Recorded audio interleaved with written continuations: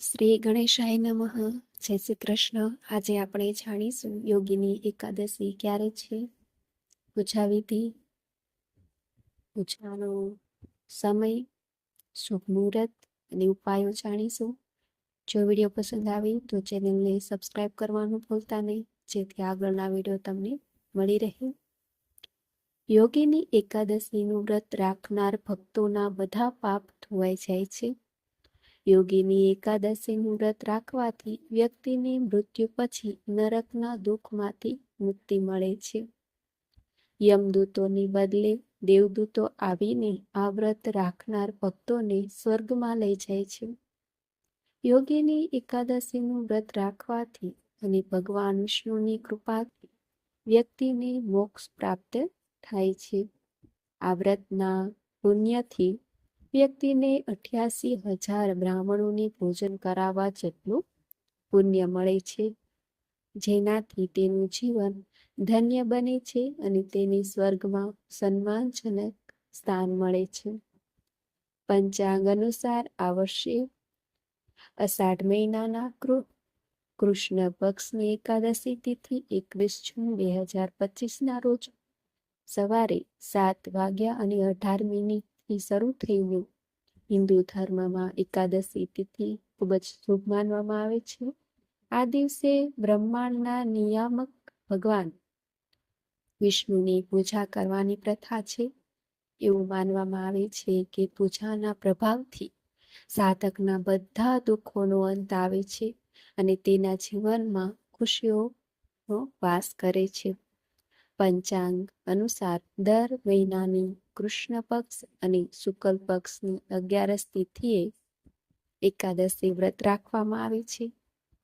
આ દરમિયાન બધી તિથિઓમાં અષાઢ મહિનાની કૃષ્ણ પક્ષની એકાદશી વધુ મહત્વપૂર્ણ માનવામાં આવે છે, કારણ કે આ દિવસે યોગીની એકાદશી વ્રત રાખવામાં આવે છે.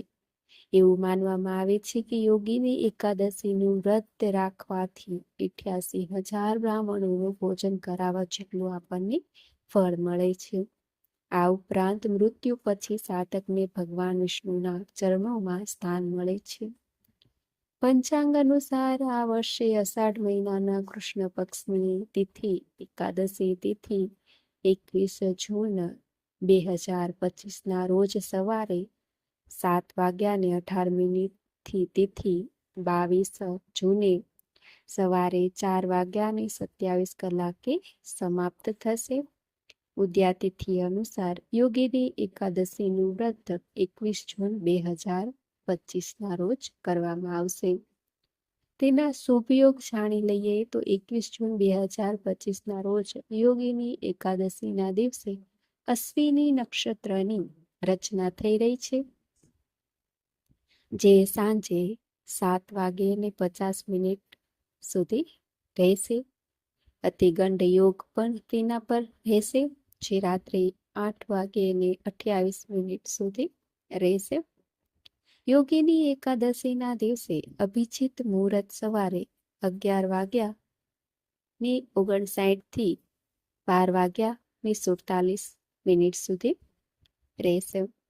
અમૃતકાળ બપોરે 1:12 થી લઈને 2:40 સુધી રહેશે.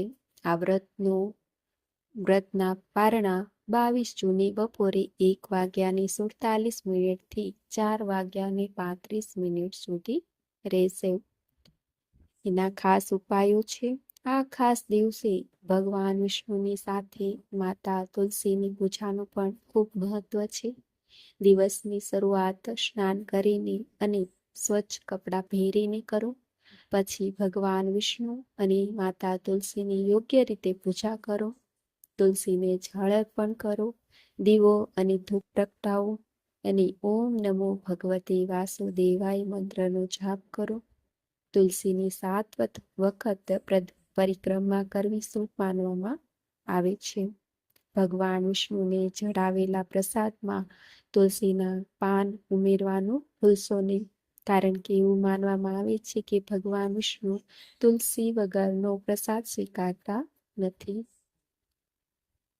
જો તમે ઈચ્છો તો તમે આ દિવસે પૂજા અને જાપ માટે તુલસીની માળાનો ઉપયોગ પણ કરી શકો છો.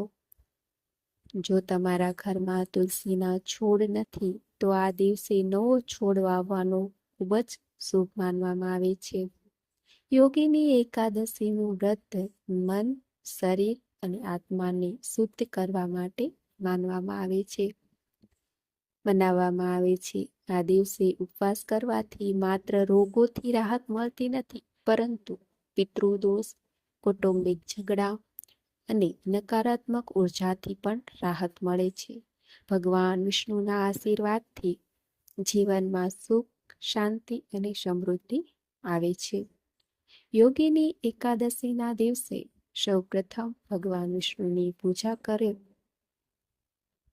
ભગવાન એક બાજોટ લો, તેની ઉપર ભગવાન વિષ્ણુની મૂર્તિ અથવા ચિત્ર સ્થાપિત કરો. હવે ભગવાનને પીળા રંગના વસ્ત્રો અર્પણ કરો. હવે ભગવાનને પીળી મીઠાઈ, ફૂલો અને ફળો અર્પણ કરો. ભગવાન વિષ્ણુનું ધ્યાન કરો. યોગીની એકાદશી વ્રતની કથા વાંચો કે સાંભળો. ભગવાન વિષ્ણુની આરતી કરો. અંતે જરૂરિયાતમંદ લોકોને ભોજન અને દાન આપીને પૂજાનો અંત કરો.